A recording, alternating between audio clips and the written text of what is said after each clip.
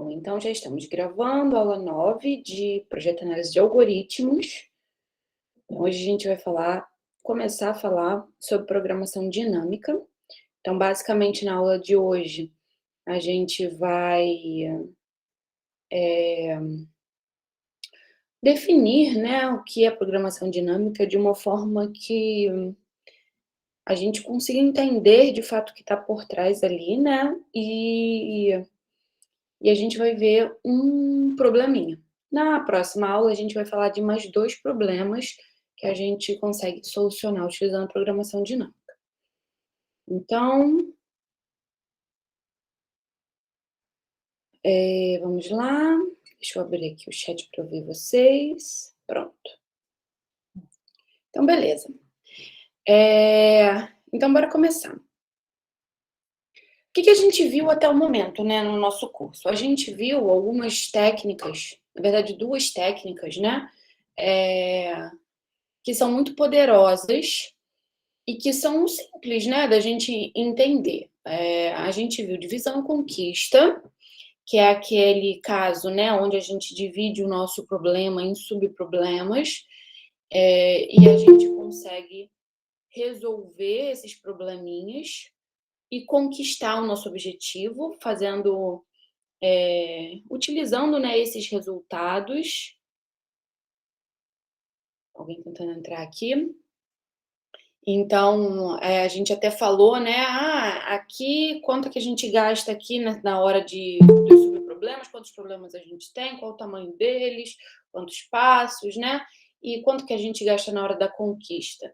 Então, na hora de juntar, utilizar esses resultados. Então, a gente viu alguns problemas, né, que a gente resolveu com divisão e conquista, e a gente viu também uma outra técnica que vocês também já conhecem, que é a técnica dos algoritmos gulosos, que são aqueles algoritmos que a gente compara com a miopia, né? Porque eles só enxergam, eles fazem, né, as escolhas que o algoritmo toma, elas são baseadas no melhor para aquele momento lá que ele está olhando.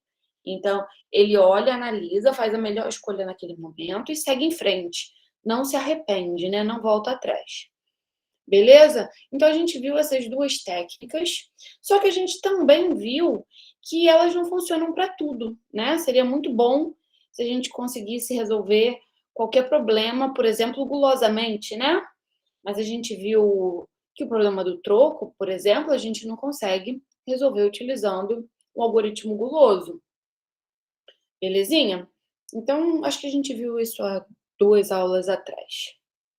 Ok? Então, foi o que a gente viu de técnica, né, até o momento, e hoje a gente vai ver a técnica da programação dinâmica. Então, essa técnica, né, ela tem uma aplicabilidade mais geral e, geralmente, a programação dinâmica, ela ajuda, né, quando essas técnicas mais específicas dos algoritmos gulosos, divisão e conquista, elas não funcionam, tá? Então, a programação dinâmica, que eu também creio que vocês já conheçam várias vezes, inclusive durante as aulas. Não sei se foi Tiago, alguém chegou a mencionar a programação dinâmica, beleza? Então, a gente vai falar dela. Então, vocês lembram o que é um grafo direcionado?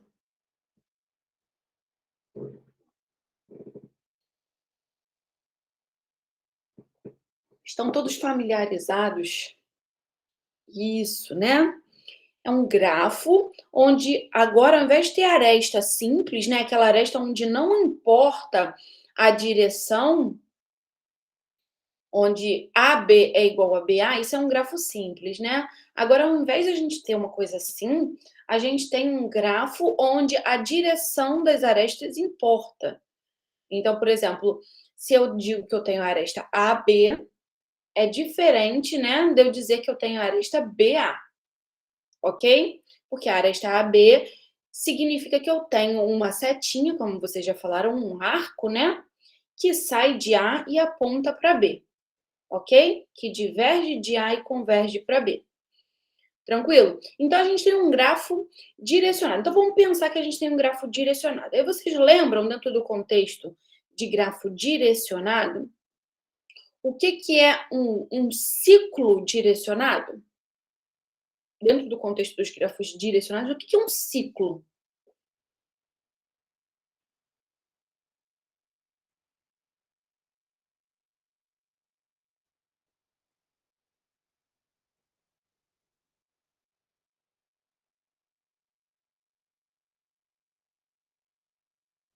Bom, de modo geral, né, o que é um ciclo? A gente pega um grafo simples qualquer, se a gente tem, por exemplo, essa sequência aqui, né? A, B, C, D, A, por exemplo. Isso é um ciclo, né? É um caminho fechado, beleza? Então, todo mundo tem grau 2, isso mesmo. Então, a gente tem um caminho fechado, isso é um ciclo num grafo qualquer, né? Agora, se a gente for, por exemplo, pensar num grafo direcionado, agora eu tenho direção, né, nas arestas. Então, não basta eu ter aquela visualização de um caminho, eu tenho que ter, de fato, um caminho direcionado, né, fechado. Ou seja, para ter um ciclo de verdade, eu preciso que, seguindo o sentido, né, das setinhas, eu saia de um vértice, percorra os outros, né, sem repetição, e volte a esse determinado vértice. Beleza? Então, quando eu tenho a direção, eu tenho que, de fato, respeitar a direção, ok? Não basta eu olhar e ver no meu grafo lá um negocinho fechado, né? Falar, isso é um ciclo direcionado. Não, eu tenho que ver se, de fato, né, você consegue caminhar ali naquele ciclo, saindo do ponto de partida e retornando a ele, ok? Então, isso é um ciclo direcionado. Belezinha? Né? Todos os conceitos de caminho que a gente viu, de ciclo, enfim, eles se repetem para grafo direcionado, respeitando, né, a direção das setinhas, das arestas, ok? Beleza? Então, a gente aqui, eu quero que vocês relembrem, né, esse conceito de ciclo direcionado, porque, na verdade, eu quero que a gente pense num grafo que não tenha essa estrutura, tá bom? Então, a gente tem um grafo direcionado, setinhas, arestas direcionadas, arcos, né? E a gente não possui esses ciclos, esses caminhos fechados direcionados, ok? Bom, por que que isso é interessante para a gente, né? Por que que esse conceito, por que que esse tipo de grafo direcionado é interessante para a gente? Porque ele está diretamente relacionado com a forma como a programação dinâmica funciona. Esse tipo de grafo, né, ele é chamado de DAG, tá? É um grafo direcionado acíclico. Beleza? Então, ali está o coração da programação dinâmica. E a gente já vai entender o porquê disso. O que que acontece com esse tipo de grafo, né? Com os DAGs? Alguém tá tentando entrar aqui. O que que acontece com esse tipo de grafo, né? Esse tipo de grafo, ele é legal porque a gente consegue linearizar os vértices desse grafo. Ou seja, a gente consegue colocá-los em linha, sabe? Numa ordenação, de modo que as tais das arestas direcionais, as tais das setinhas que vocês falaram, né? Elas apontam da esquerda para a direita, ok? Bom, é isso daí que eu acabei de falar, tá bom? Então, nesse tipo de grafo, né? Nesse tipo de grafo direcionado sem ciclos, a gente consegue linearizar os vértices dele, apresentar essa ordenação topológica, ok? A gente consegue sempre setinhas, né, arestas, vindo da esquerda para a direita, como no sentido que a gente lê, né? Belezinha? Então, o primeiro problema, né, que é... Eita, um monte de gente tentando entrar. Deixa eu ver se vai aparecer mais alguém. Bom, então o primeiro problema que a gente vai estudar agora na aula de hoje, para a gente se familiarizar com essa coisa da linearização desses vértices, né? Vai ser justamente o problema do menor caminho nos grafos direcionados sem ciclos, nos DAGs, ok? Então, deixa eu ver, eu acho que... Tá, aqui tem a definição, mas eu acho que o exemplo não está desenhado, então eu vou ter que desenhar para vocês. O menor caminho em DAG. Então, de novo, DAG, grafo direcionado acíclico, para quem chegou agora, tá bom? Então, a gente está num grafo direcionado, sem ciclos direcionados, né? E a gente quer saber qual é o menor caminho entre um determinado vértice S, que é o nosso vértice de partida, e todos os outros vértices, ok? Então, eu tenho um grafo qualquer, e a ideia para a gente solucionar esse problema é utilizar justamente essa propriedade da linearização dos vértices para a gente chegar nessa solução, ok? Encontrar esses menores caminhos entre todos os vértices, entre o vértice de partida, né, e todos os outros vértices. Beleza?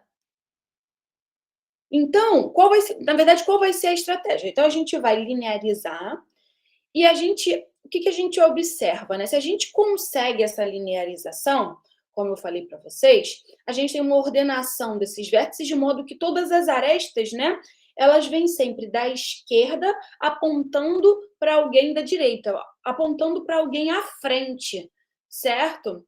Então, se eu quero, por exemplo, calcular o menor caminho, né, de um vértice para, sei lá, o vértice X, a partir do vértice S, o que eu tenho que observar? Eu tenho que ter um caminho, né, que vai passar por uma sequência aí de vértices e vai chegar no X. Como é que eu chego no X? Vocês conseguem visualizar isso? Para chegar no X, eu sou obrigada a passar por quem?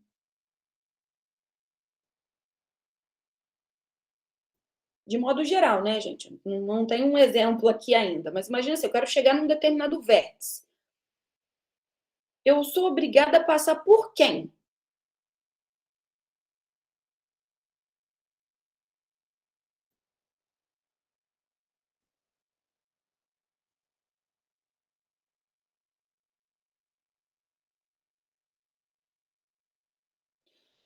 Todos os vértices à esquerda dele? Quase isso, Matheus, mas é um pouco mais sutil do que isso, né? Será que eu preciso passar por todos os vértices? Para chegar nele, né? Somente algum. Isso. Somente os vértices que apontam para ele, né? São uma forma de eu chegar nele. Talvez eu não tenha que passar por todos os que apontam, então, muito menos, né, por todos que estão à esquerda, porque pode ser, Matheus, que alguns vértices que estejam à esquerda nem sejam vizinhos dele, certo? Não apontem para ele, ok? Mas o que eu tenho certeza é que eu tenho que passar pelo que a gente chama, como a gente tem uma linearização, uma ordenação, né? Pelos predecessores dele, certo? Concordam com isso?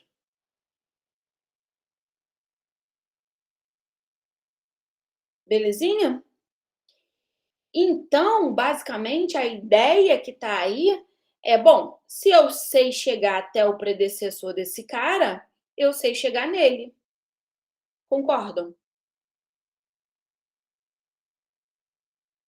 Se eu descubro, né, qual é o menor caminho para sair lá do vértice inicial, chego num predecessor dele, eu só vou avaliar agora o que eu tenho que fazer daqui para frente.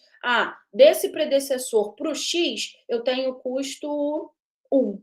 Desse predecessor para o X, eu tenho custo 2. Então, é melhor eu pegar o predecessor que me dá um custo 1. Beleza?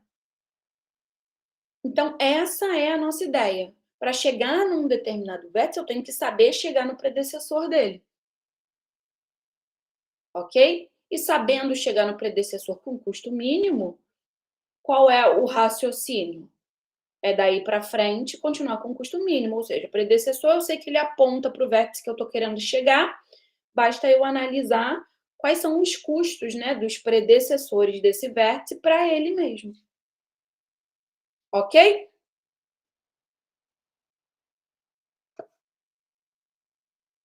Ih, gente, travou aqui o slide. Peraí, deixa eu tentar. Ainda não.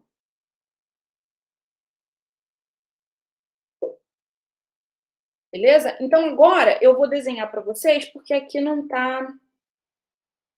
Não tem o exemplo. Então, deixa eu pegar a caneta. Vamos pegar um exemplo aqui. Deixa eu passar onde é que está minha folhinha do exemplo. Imagina que eu tenho o seguinte grafo. Estão vendo a mesa digitalizadora, né?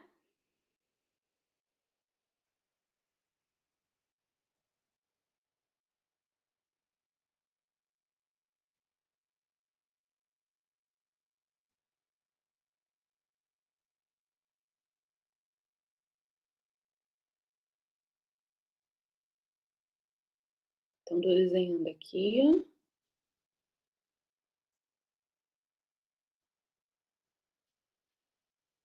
Um minutinho, tá? Que eu já estou alerta desenhando. Ainda mais com a lerdeza desse dia chuvoso. Tá pior ainda.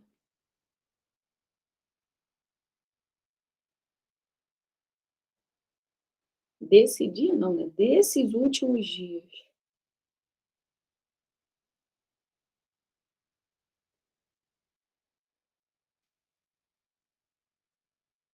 Então, aqui, quase lá, gente. Quase lá.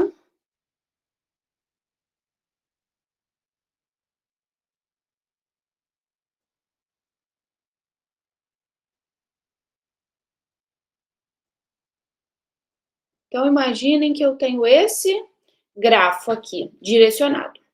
Direcionado, todo mundo tá vendo que ele é, né? Logo de cara, assim, a gente já consegue identificar justamente por causa das arestas direcionadas, né? Dos arcos. Agora, minha primeira pergunta para vocês. Esse grafo é um DAG? Quem chegou agora sabe o que é DAG?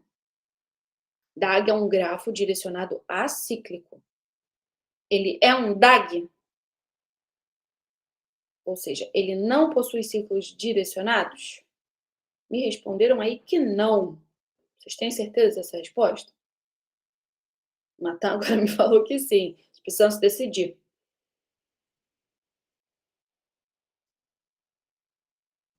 Por que é DAG? Ó, se a gente olhar, bater o olho, né? Se a gente pegasse o tal do grafo subjacente, não sei se vocês lembram do que é o grafo subjacente, né? Esse grafo aqui sem as direções das arestas, né? A gente já veria um monte de ciclo, né? Ó, tem um triângulo aqui, um C4 aqui, outro triângulo ali. Então, a gente olhando, parece que ele tá cheio de ciclo, né? EBD. Deixa eu ver se eu desenhei certo. Não, ó. Observa que o E, inclusive, ele tem um nomezinho especial. Lembram como é que é o nomezinho do E? Como é que a gente chama esse tipo de vértice? Ele só tem aresta de entrada, né? Ele é um sumidouro. Belezinha? Enquanto que o S é uma ponte. Até caiu uma questãozinha dessa na prova de grafo de vocês, eu acho. De grafo de vocês. Então, observa que aqui, né, eu não consigo, né? Eu não consigo, eu só chego em E. Eu não, se eu tenho um sumidouro, o negócio já lasca, né? Eu posso sair do B por aqui e ir para o E, mas eu não tenho como sair do E. Eu não consigo completar, né? Fechar o ciclo. Beleza? Então, se vocês repararem aqui, né? A gente não consegue, ó, por exemplo, C, A, B, D. Opa, não consigo voltar para o C. Ok? Justamente por quê? Porque o C aqui também. Aqui, para esse ciclo aqui, né, se eu for olhar só esses 4 vértices aqui, eu não consigo, o C fica como uma fonte, né, eu não consigo entrar no C por aqui, por esses vértices aqui, induzido por esses vértices. Então, eu não consigo ciclos aqui, né, de fato, direcionados, beleza? Eu não consigo fechar esses caras. Bom, então vamos ver. Então, isso é um DAG, de fato, isso é um DAG, tá? E vamos ver essa questão da linearização? Então, eu vou começar aqui, ó, do nosso vértice S, que é a partir do qual, né, eu quero ver os caminhos, ok? Então, vou colocar o nosso vértice S aqui. Aí, esse vértice S, lembrem que as arestas sempre têm que vir da esquerda para a direita, né? Da forma como a gente lê, né? Então, eu coloquei o S. Eu tenho o S, né? Ele é uma fonte que aponta para o vértice A e para o vértice C, certo? Se eu colocar, por exemplo, o vértice A aqui, na sequência da linearização, beleza, eu tenho aqui, né, o S apontando para o A, e aí eu vou olhar o seguinte, o A aponta para o B e tem uma aresta de entrada do C para o A. Eu sei que o C, né, que o S também aponta para o C. Estaria tudo ok até aqui, né? E vocês veem um problema aí?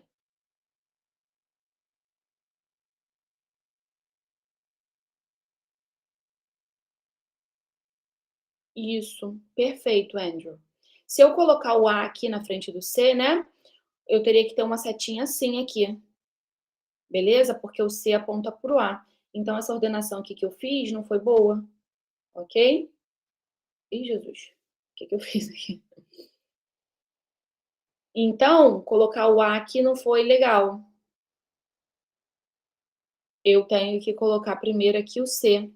Aí vai funcionar direitinho, né? O S aponta para o C. A gente tem um custo 2 aqui, né? O S aponta para o A.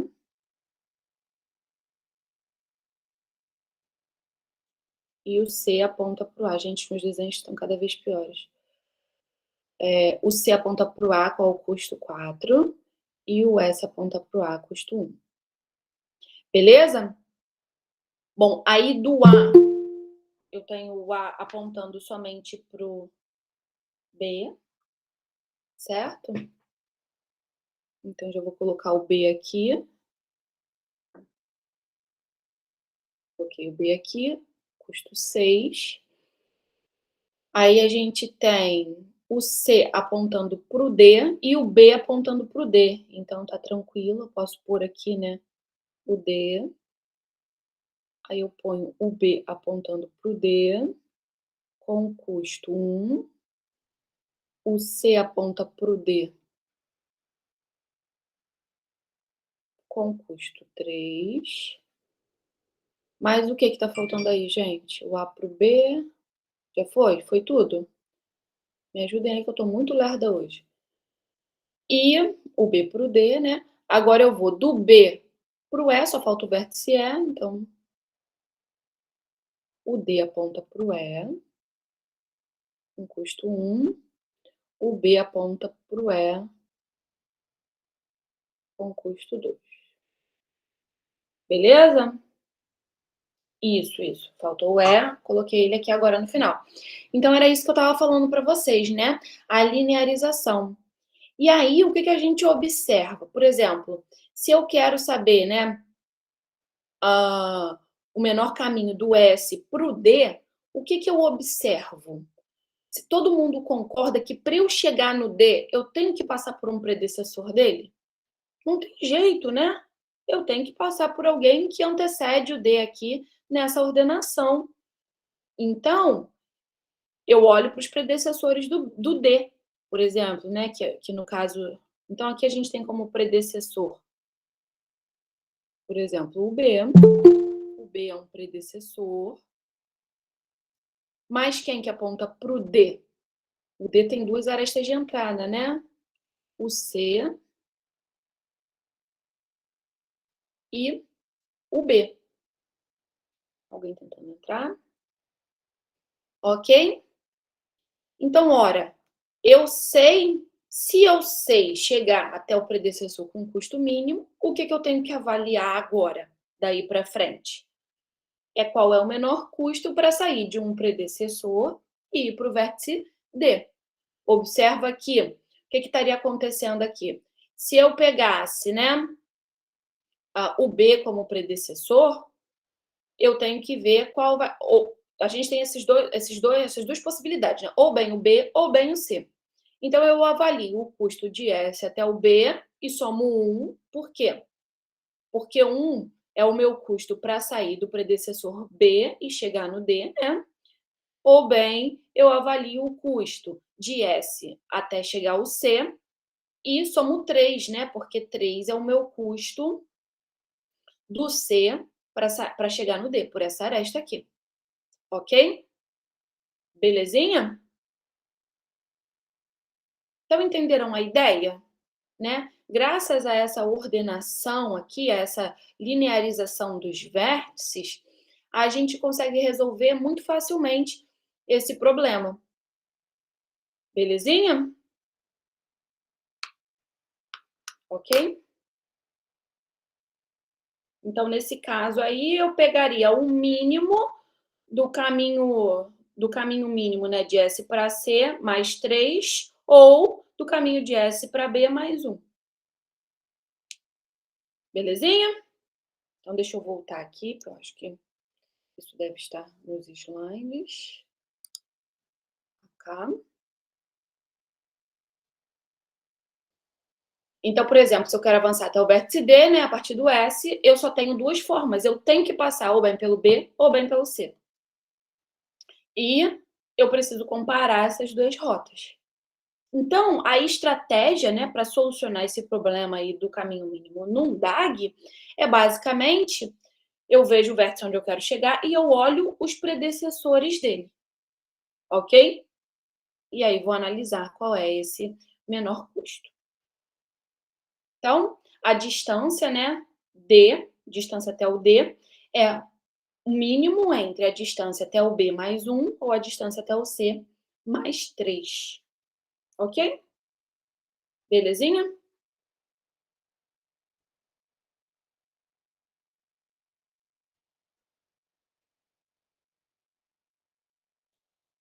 Tranquilo? Observa que a gente está analisando todas as possibilidades, né? Como eu falei, não tem como chegar no D sem passar por esses caras. Graças a essa ordenação, a gente consegue isso. Então, a gente analisa, né, os valores da esquerda, se a gente vai computando, né, esses valores da esquerda para a direita das distâncias, a gente, quando chegar no nosso objetivo, a gente já vai ter computado tudo que a gente precisa para ter a informação final, para resolver o nosso problema, ok? Então, basicamente, a ideia é essa, né? A gente tem problemas aí menores, e esse menores entre aspas, tá? Menores no sentido de que a gente faz a gente caminha, né? Da esquerda para a direita. São problemas que eu preciso resolver para chegar na solução do meu problemão, tá? Então, a gente vai computando esses resultados até chegar no cálculo do nosso problema, que utiliza o cálculo desses resultados aí anteriores. Beleza? Então, por exemplo, né, nesse exemplo que a gente viu, a gente começaria a fazer esse cálculo pela distância lá do primeiro vértice, que no caso é zero, né? Distância de S para S mesmo é zero. Então, ds igual a zero. Ok? E a gente vai progressivamente resolvendo esses problemas maiores. Então, eu vou calculando a distância do S para os outros caras que estão à frente, que estão à direita de S. Então, a gente começa do menor subproblema, né? E vai crescendo até que a gente chega à solução do nosso problema, do nosso problemão. Do problema que a gente quer resolver. Tá? Então, vamos voltar lá para o nosso exemplo. Se a gente começa aqui, né? Estão vendo aí já? Então, né? A ds a gente já acabou de falar que é 0, né? Então, aí eu passo para o próximo, que é dc. Então, aí eu observo, né? Como é que era o cálculo, né? Era o mínimo dos predecessores. Mas observa que aqui o C ele só tem um predecessor, né? Que é o S. Então, aqui é 2. Belezinha? Aí a gente passa para o próximo, para o A. A distância do S para o A. Aí o que a gente observa? Bom, o A, ele tem 2 predecessores. Ele tem o C e o S. Beleza? Então, eu tenho que pegar aqui o mínimo entre o DC. O DC mais quanto? O DC mais...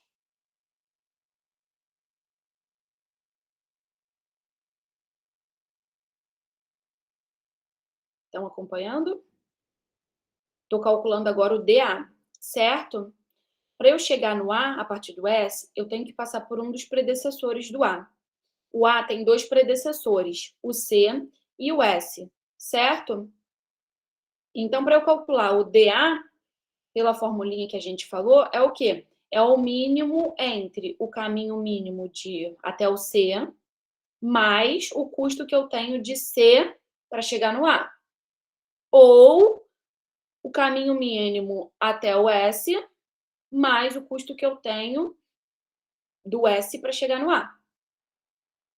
Então, aqui, me ajudem a escrever.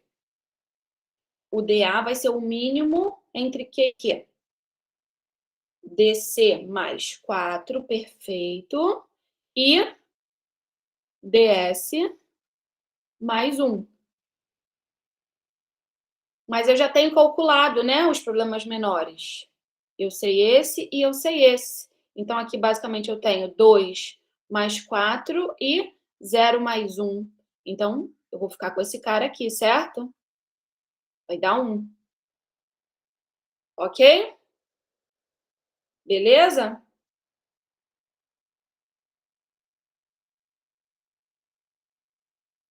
Aí, agora eu vou para o B.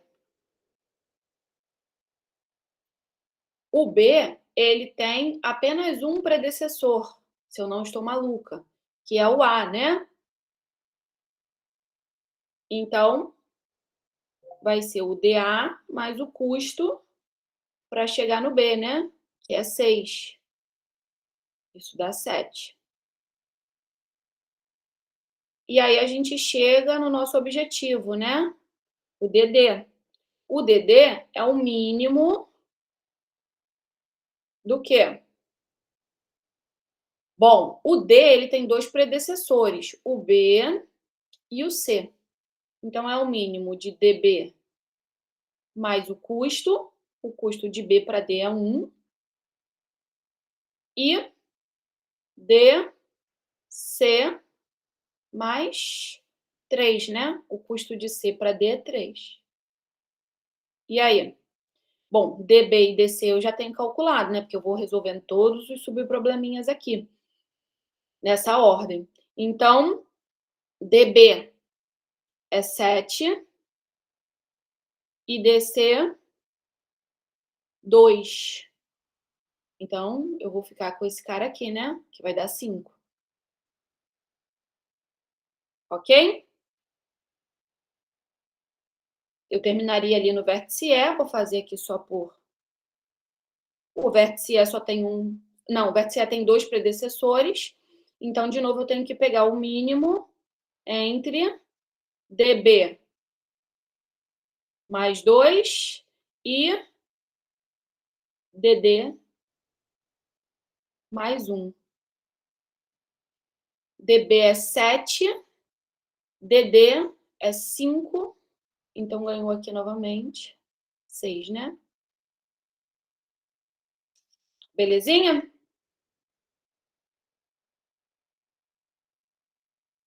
Então, quando a gente está num grafo direcionado a cíclico, né, fica um problema bem tranquilão de resolver.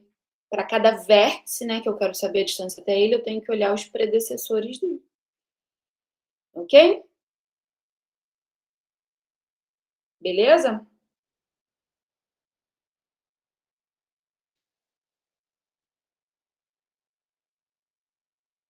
Então, deixa eu voltar aqui.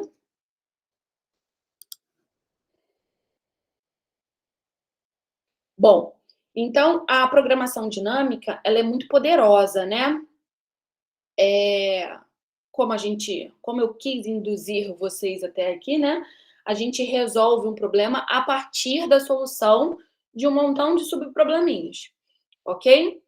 O que é muito interessante é que é, esse DAG, né, ele tem tudo a ver com a programação dinâmica. Na verdade, ele está implícito na programação dinâmica, como diz aí o título do slide, né? Na verdade, a gente não recebe um DAG. Ele está implícito na programação dinâmica, no funcionamento da programação dinâmica. Por quê? A gente começa, né, sempre resolvendo o menor desses subproblemas. E aí a gente vai crescendo progressivamente até alcançar aquilo que a gente almeja, né? E a gente utiliza esses resultados desses subproblemas no cálculo desses problemas maiores, ok? Então, é assim que funciona, né? Basicamente, a gente armazena esses resultados aí numa tabela, de maneira esperta, de maneira que seja fácil da gente consultar, né, esses resultados, e aí a gente utiliza rapidamente esses resultados nos cálculos dos problemas que vão crescendo, né? Agora, alguém enxerga por que que isso é um DAG implícito? Por que que a gente tem um DAG implícito aí nessa forma de resolver o problema?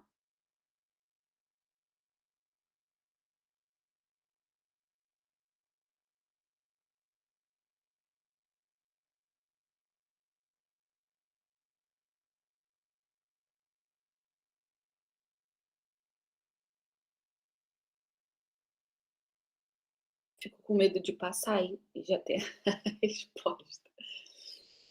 Vocês conseguem enxergar qual é a analogia, né? Por que que o DAG está implícito nessa forma de resolver o problema? Qual é a forma de resolver o problema? A gente tem subproblemas e para calcular o problemão que eu estou buscando lá, eu preciso de resultados anteriores. Eu tenho a dependência de resultados anteriores, dos resultados menores, dos resultados que foram calculados previamente.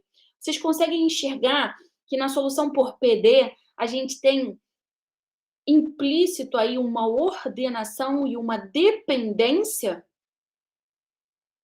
Para resolver o problemão, eu preciso dos resultados menores, ou seja, eu preciso dos resultados que eu calculei antes. Beleza? Então, se eu não calcular esses resultados na ordem, se eu não calculasse na ordem, eu poderia chegar num problema e eu não ter o que eu preciso ali para resolvê-lo. Então, vocês conseguem enxergar que essa ordenação está implícita nessa forma de resolver o PD?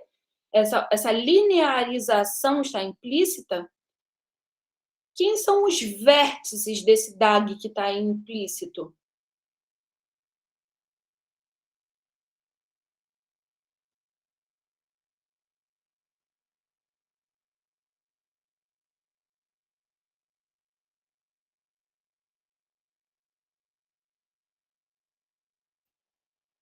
Vocês lembram que grafos representam relações? Quando a gente põe uma aresta, né? Isso. Quando a gente põe uma aresta, a gente quer dizer ali que aqueles dois vértices eles se relacionam de alguma maneira, certo? Quando a minha aresta é direcionada, parece que eu ganho mais, parece não, eu ganho mais ainda informação, né? Vocês conseguem enxergar que, como no problema que a gente acabou de fazer do caminho mínimo, para chegar no D, eu precisava passar pelo B ou C, eu acho que era B ou C, né? Eu precisava, não tinha jeito. Aquela aresta me dizia uma relação muito forte, me passava uma relação muito forte. Olha, você não consegue chegar aqui se você não passar por um desses dois caras aqui. Então, para resolver o problema do D, eu preciso antes resolver o problema do B e do C. Eu tenho esse antes aí, eu tenho uma relação de ordem e uma relação de dependência. Eu consigo resolver o problema do D resolvendo o problema do B ou do C. Mas eu não sei a princípio qual é o melhor, então eu preciso resolver os dois para poder comparar. Então, de fato, o DAG, né, ele está implícito. Cada nó do DAG é um subproblema que a gente precisa resolver. E as arestas direcionadas são as dependências entre esses subproblemas. Certo? Para resolver o problema X, eu preciso antes resolver o problema AB. Ok? Todo mundo enxerga que as arestas direcionadas aí são de suma importância porque elas dão essa noção de antes, né? Eu preciso primeiro resolver esses subproblemas para eu chegar na solução que eu estou procurando.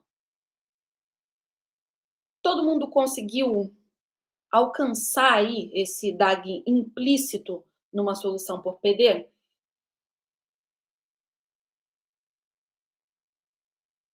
Beleza?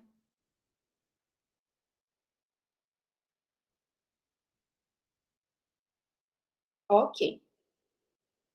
Beber uma aguinha aqui.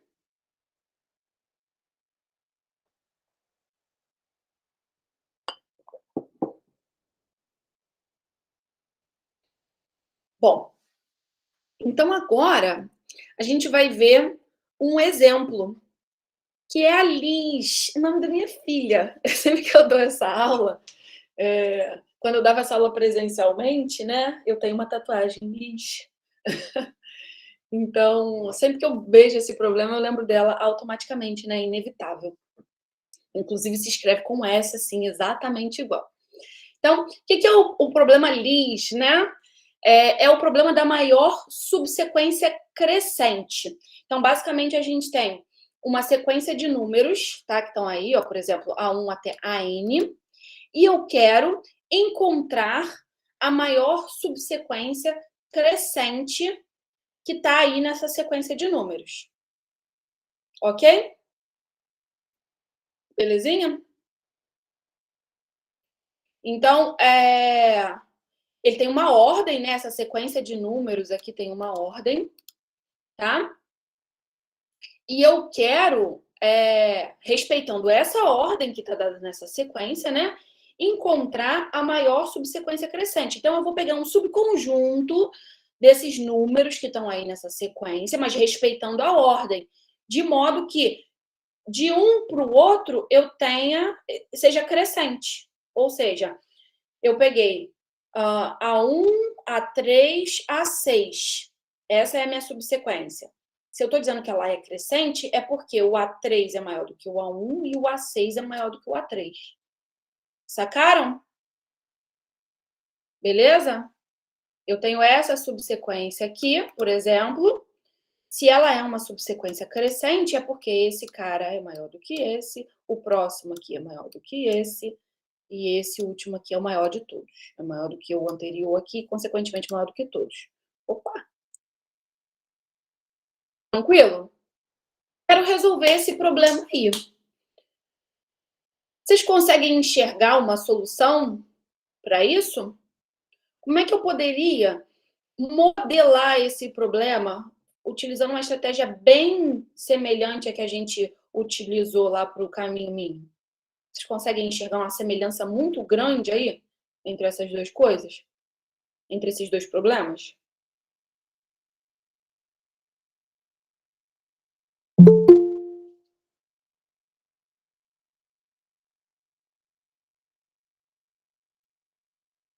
Eu tenho essa sequência numérica aqui, tá bom? Eu quero modelar para me ajudar a enxergar, né, quem eu posso colocar na frente de quem ou depois de quem, né, na minha subsequência que eu estou procurando. Tem alguma estrutura bem poderosa que vocês viram no passado, que vocês viram na aula de hoje, que pode dizer isso para gente?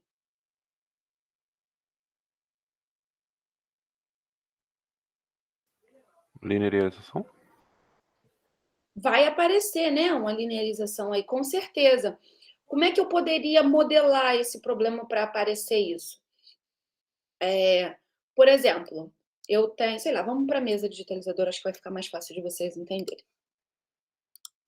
Por exemplo, eu tenho uma sequência aqui, sei lá, 2, 7, 1, 3, 9, 5, 4, 2, 8. Sei lá no que vai dar isso aí. Vamos lá.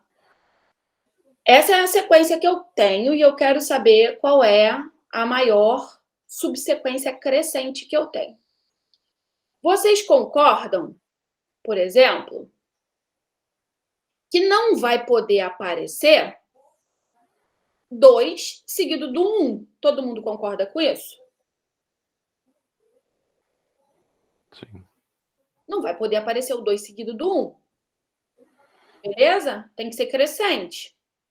Nem o 2 seguido do 2, porque eles são iguais. Certo? Então, o 2, ele não pode estar antes desses caras. Como é que a gente poderia representar essa relação aí? O 2, por exemplo, ele pode aparecer antes do 7. Por quê? Porque o 2 é menor do que 7. Ele pode aparecer antes do 3, do 9, do 5, do 4, do 8. Como é que eu representaria isso? Se eu colocar aqui o 2 como um vértice, por exemplo. Vou colocar cada carinha aqui como um vértice.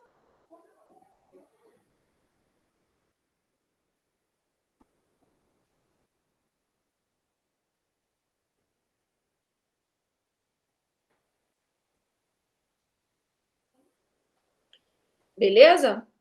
Eu sei que o 2 ele pode vir antes do 7. Como é que eu posso dizer assim, opa, é permitido que o 2 apareça antes do 7? Setinha.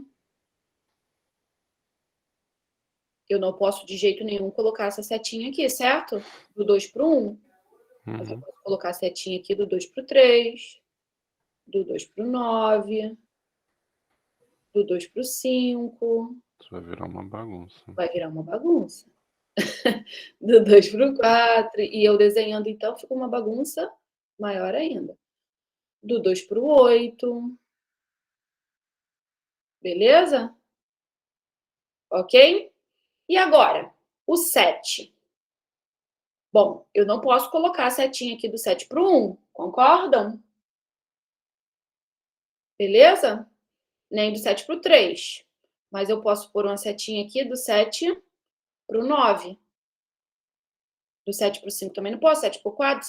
Posso pôr do 7 para o 8. Beleza? Agora aqui o 1. Observa que eu não aponto para trás, né? Eu nunca vou apontar para trás. Estão enxergando claramente aí a linearização? Beleza? Que eu não posso tirar da ordem, né? Então, eu nunca vou ter uma setinha da direita para a esquerda. Sempre da esquerda para a direita. O 1 aponta para o 3. O 1 aponta para o 9. O 1 aponta para o 5. Para o 4. Para o 2. E para o 8.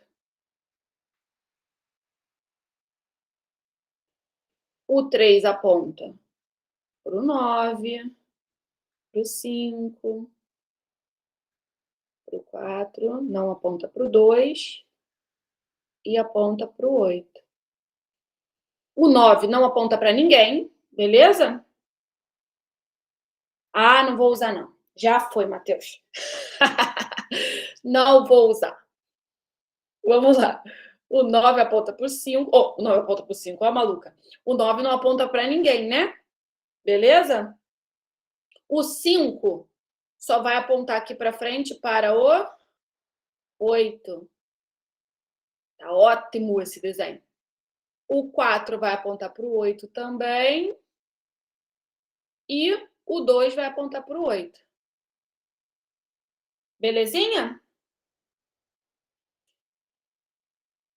Todo mundo enxerga que se eu for resolvendo daqui para lá, eu vou chegar na solução? Da esquerda para a direita aqui, eu vou chegar na solução? Eu estou procurando a maior subsequência. Todo mundo enxerga a semelhança direta com o problema que a gente acabou de resolver do menor caminho?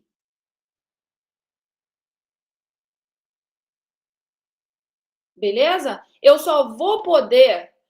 Eu tenho os caras aqui, por exemplo, que apontam para o 5. Tranquilo?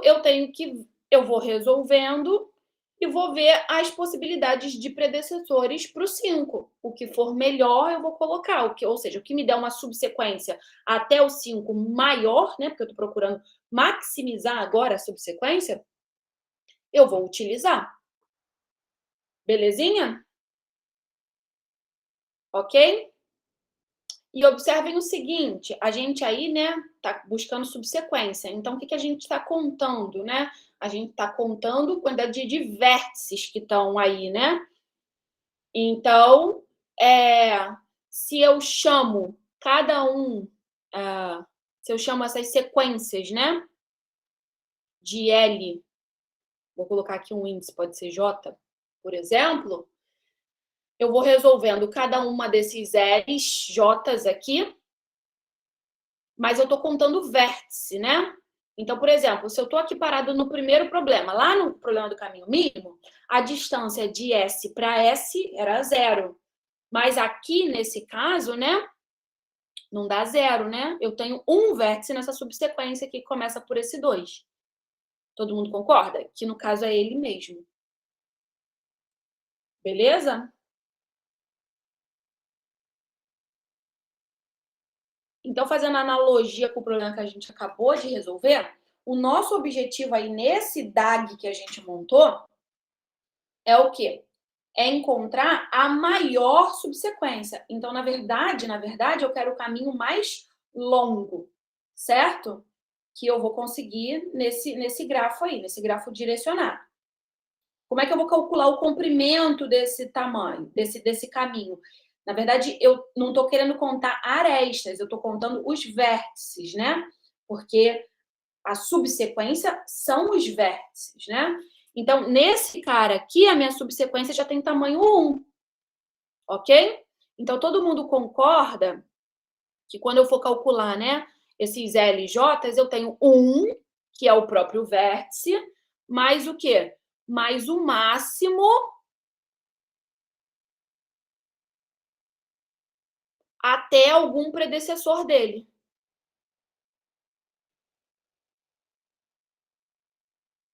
Mas, né, o tamanho, né, esses L's, eles vão dar os tamanhos das subsequências pra gente. Então, eu quero maximizar a minha subsequência. Eu quero uma subsequência com mais vértices possíveis. Então, eu vou olhar novamente para os meus predecessores e vou ver. Olha, até esse predecessor aqui, eu tenho uma sequência com 5 vértices. Até esse outro predecessor aqui, eu tenho uma sequência com 3 vértices. Então, se eu estou querendo maximizar, eu vou pegar aquela sequência com mais vértices. Ok? Todo mundo concorda com isso aqui que eu acabei de escrever?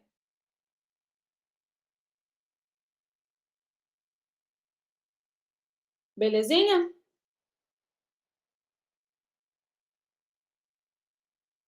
Ok? Então, aqui, se a gente fosse calcular, né, o L1 ali, ó, onde 1 é esse primeiro vértice aqui, tá? Isso aqui vai confundir, né, agora com os números, mas é esse primeiro cara aqui. O L1 vai ser o quê?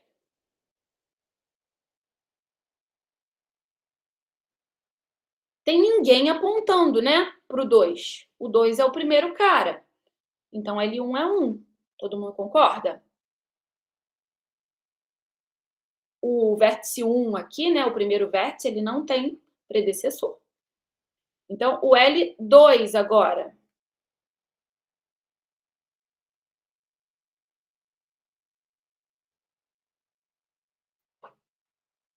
Bom, esse cara aqui, que é o 2, né?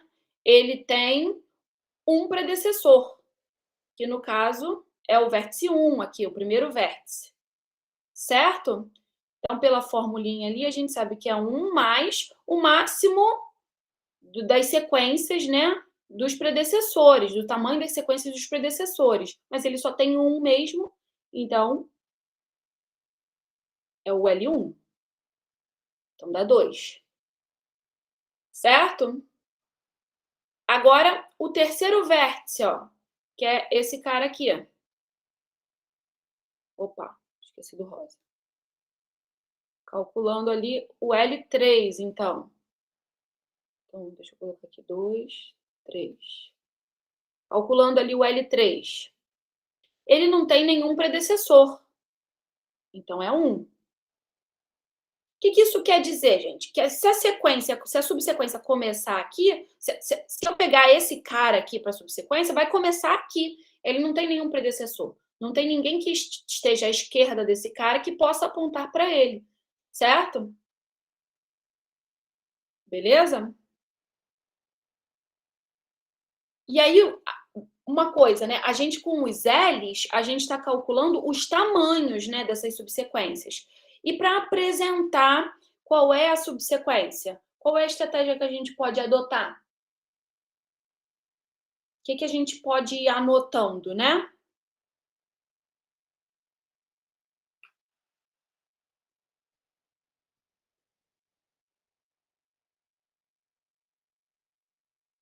Eu olhei aqui para o vértice 1, que é esse cara aqui. Eu calculei o tamanho da subsequência com ele, né? Incluindo ele na parada. Tem 1. Bom, então isso significa que ele seria o primeiro, né, da subsequência. Então eu poderia, para eu exibir a subsequência, eu poderia anotar o predecessor dele, né? O predecessor aqui nesse caso não tem ninguém, tá vazio o conjunto. Beleza? Ele não tem predecessor. Agora aqui nesse caso, quem seria o predecessor desse cara aqui, se eu pegasse o vértice 2? O predecessor seria o vértice 1. Ok? O vértice 1 rosinha. Então, fazendo a anotação desses predecessores, a gente consegue, no final de tudo, né, além de calcular o tamanho, exibir essa subsequência. Então, se eu fosse calcular aqui para o vértice 4, quem seria o L4? O L4 é 1 mais o máximo dos tamanhos das sequências dos predecessores. Então, vamos olhar aqui, ó. O vértice 4, ele tem 2 predecessores, certo? Que são o vértice 3 e o vértice 1. Ok? Beleza? Então, aqui vai entrar o máximo entre quem? Quem são os caras que apontam para ele? O vértice 3 e o vértice 1. Então, vai ser entre L1 e L3. L1 e L3, tanto faz, né? Os dois valem 1. Então, aqui vai ser 2. E o predecessor aqui, eu poderia escolher. Eu vou deixar os dois aqui guardadinhos. Tanto o vértice 1 quanto o vértice 3. Beleza? O L5. Vocês estão acompanhando? O L5.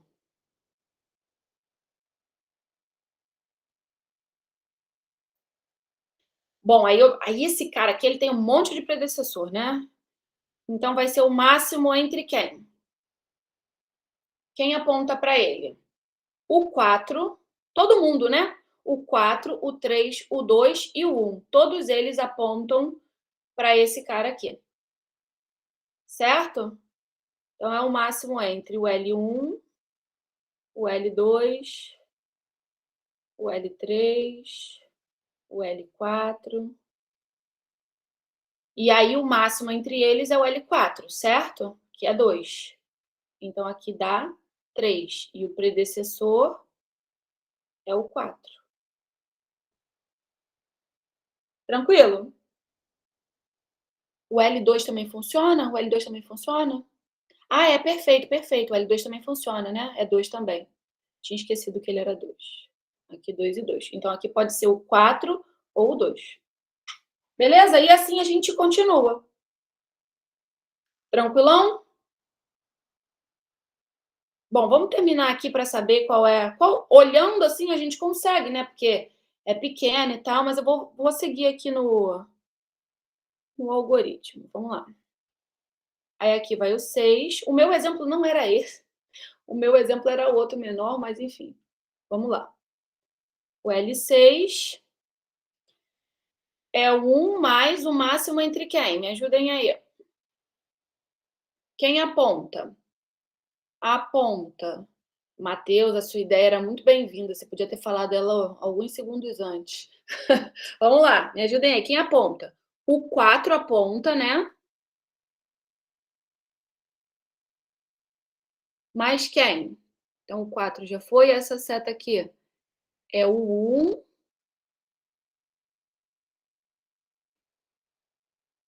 E essa seta aqui de baixo é o 3, certo? São só 3, né, que apontam. Perfeito? E aí, quem ganha? Quem ganha é o L4, certo? O L1 é 1, o L3 é 1, o L4 ganhou. O L4 vale 2, então aqui é 3 também. E o predecessor, 4. E agora? O L7.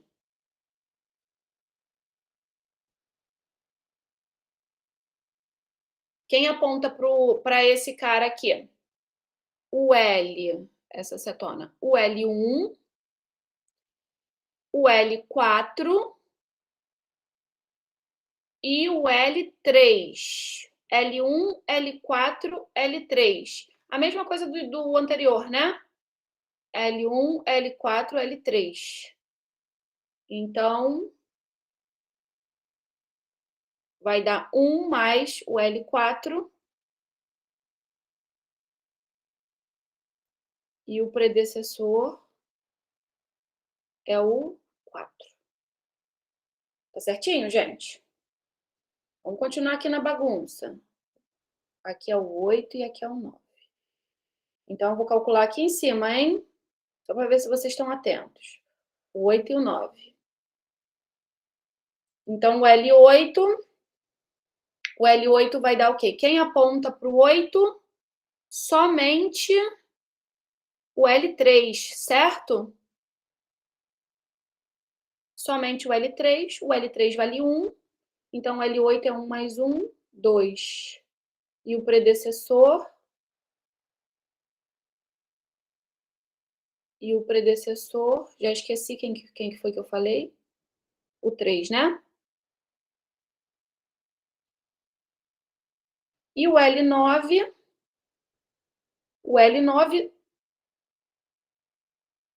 é 1 mais... Vamos lá. Quem aponta para cá? O L1 aponta. O 1 aponta, né? Essa setinha aqui. O 4 aponta. Então, L4, L1, L8. Vou colocar aqui, porque senão eu vou esquecer. L4, L1, L8,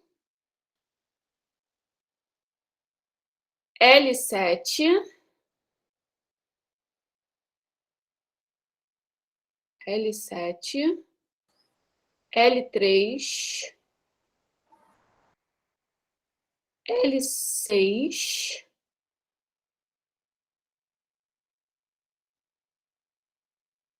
mais algum, gente? L2, né? todo mundo aponta, menos o 9, né? Que é o 5. Então, L1, L2, L3, L4, L6, L7, L8. O máximo disso são os que são 3, né? A gente tem tanto o L5 não está na história, a gente tem o L6, o L7, certo? Então, aqui vai dar 4, e os predecessores são o 6 ou 7. Tranquilinho?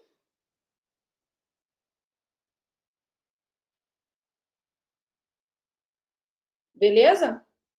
Então, ó, a gente vai ter que terminar nesse cara aqui, né? Porque foi nesse cara aqui que a gente obteve o maior dos valores de L. Todo mundo concorda? Foi o maior, né? Aqui, ó, o 4.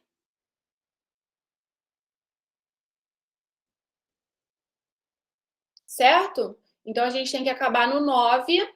O predecessor pode ser o 6 ou o 7. Ok? Então, qual que vocês preferem? Ou o 9. Tô maluca. Tô doida. É que eu coloquei o índice, né? Então, seria o 8 aqui, ó. Vou desenhar pequititinho aqui. Ai, caneta da mesa digitalizadora me dá nos nervos. Toda vez que eu vou desenhar aqui, eu aperto esse botãozinho. É o 8. Aí a gente pode colocar aqui, ou bem, esse vértice 4 aqui para ele, ou bem, esse vértice 5 aqui para ele. Eu vou colocar o 4. Beleza? O 4 aponta para ele. Aí do 4, eu vou colocar o 3. E do 3, que é o L4, eu vou colocar o primeiro lá. O 2. Belezinha? Então, eu apresento aí uma subsequência crescente máxima aí nessa sequência, nessa ordenação inicial. Poderia ser outra? Poderia, né? Porque a gente tem as outras opções aí de predecessores. Ok? Belezinha?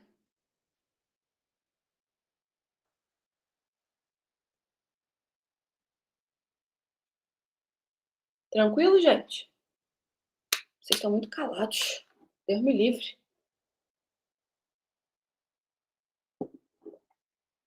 Show. Então, vou voltar aqui. Então, a gente viu a Liz. Então, aqui tem outro exemplo, tá? A gente olhando, né, a gente consegue perceber facilmente. A gente pode começar do 2 ir para o 3, né? Do 3, eu posso ir para o 6. Do 6, eu posso ir para o 9. Ou ainda eu posso terminar no 7 aqui, né? Do 6 ir para o 7. Ok? Belezinha? Então, façam novamente, né, o algoritmo, porque era esse o exemplo que eu ia fazer, mas acabei que fiz o outro. Então, o desenho, o DAG aí bonitinho, a gente percebe que a gente recai, né, num subproblema, num problema, né, como que a gente resolveu lá do caminho mínimo, só que agora a gente querendo maximizar, né, o tamanho desse caminho e contar os vértices. Então, a gente passa a ter sempre essa solução aí, né? Cada LJ é 1 mais o máximo do LV, onde V é um predecessor, né, do J.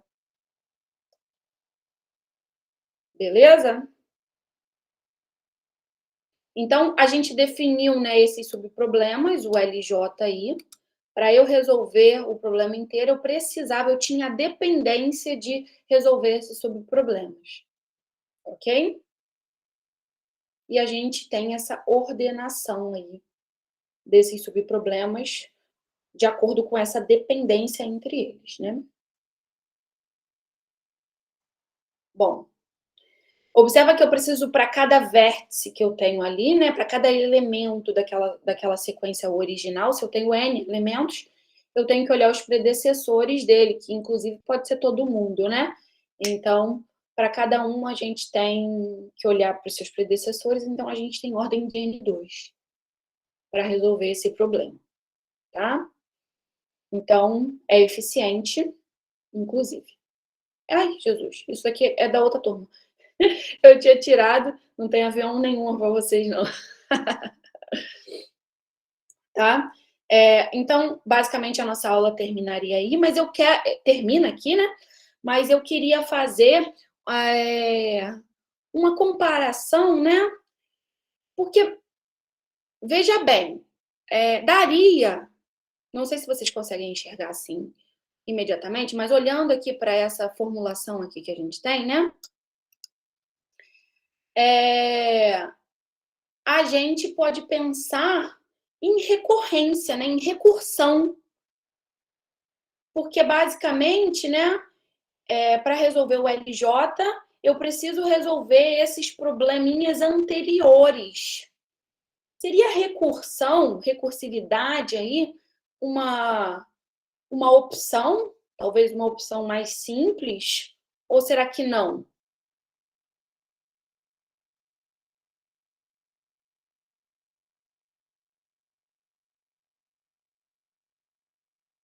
Que para resolver aí o LJ, eu precisava olhar para o predecessor, né, dele.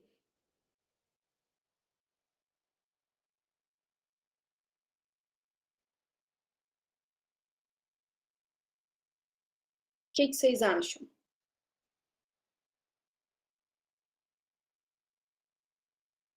Se a gente fosse pensar, né, em recursão, se a gente fosse construir, né, se eu quero calcular, sei lá, o L5 e eu fosse construir a árvorezinha dele, eu, por exemplo, ia precisar resolver o L1, o L2, o L3, o L4. Só que para resolver o L2, eu preciso resolver o L1.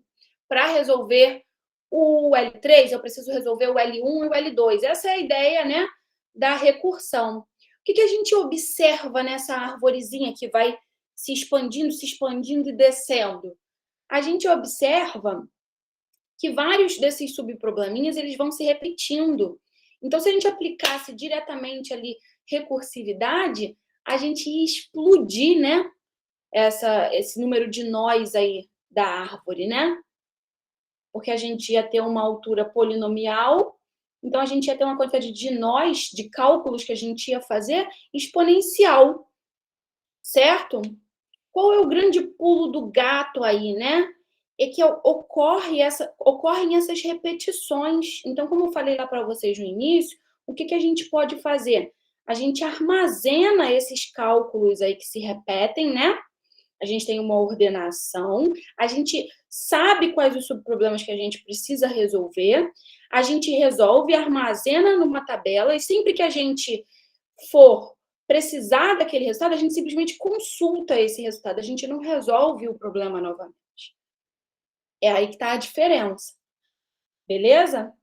Mas aí é que vem a pergunta, porque quando a gente falou lá do teorema mestre, lembra? Quando a gente falou de resolução de relação de recorrência, que a gente viu o teorema mestre, a gente viu, por exemplo, lá quando a gente fez, naqueles exemplos que a gente fez lá que usavam divisão e conquista, por exemplo, acho que a gente viu o merge sorte, né? Não foi o merge sorte que a gente viu? Acho que foi, né?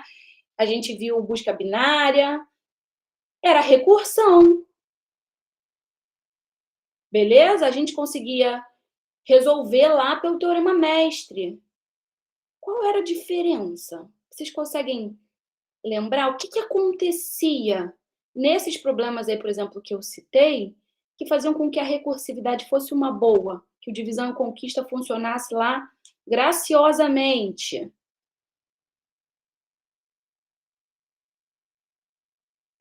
Relação de recorrência?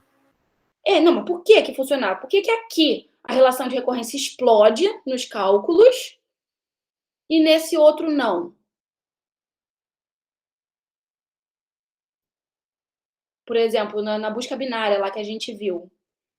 Qual é a característica da busca binária? A gente tem lá uma lista, né? O que a gente faz? Qual é o procedimento que a gente toma a cada passo? A gente trabalha sempre... Isso. A gente reduz o escopo. Não, aqui não necessariamente ele aumenta, né? Mas reduzir o escopo, a gente reduzia e reduzia bastante, né? Na busca binária, a gente reduz pela metade, né? Beleza? Lembram disso? Quando a gente viu lá a multiplicação de matrizes, também que a gente falou muito disso, né? Que a gente reduzia um número. A gente estava reduzindo sempre o nosso problema.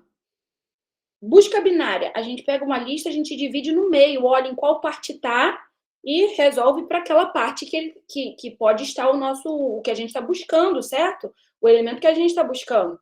Então, a cada passo, a gente reduz na metade, nesse exemplo que eu estou dando. Então, o que acontece com essa árvore? O que a gente viu, né, lá no pior caso? Que ficava logarítmico, né? Beleza? Aqui não. Aqui a nossa redução é muito pequena. A gente reduz em uma unidade. Lá a gente reduzia metade do tamanho. Então é isso que faz a diferença enorme entre esses problemas que a gente acabou de ver, né? E os problemas que a gente tinha visto lá quando a gente viu divisão conquista e o teorema mestre, enfim, o cálculo lá da fórmula fechada, né? Das relações de recorrência. Beleza? Então, aqui a gente não diminui drasticamente o tamanho do nosso problema. Então, por isso que PD vira uma ferramenta muito poderosa aí nesse caso. Por quê? Porque o que a gente observa? Opa, tem um monte de subprobleminhas. Mas, poxa, se eu usar recursão, eu estou recalculando a mesma coisa 1000 vezes. Eu não preciso fazer isso.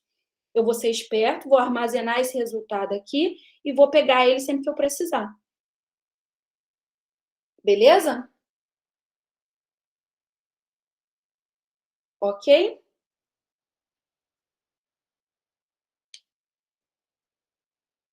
Bom, na próxima aula, a gente deve ver 2 probleminhas, tá? Que a gente resolve utilizando o PD.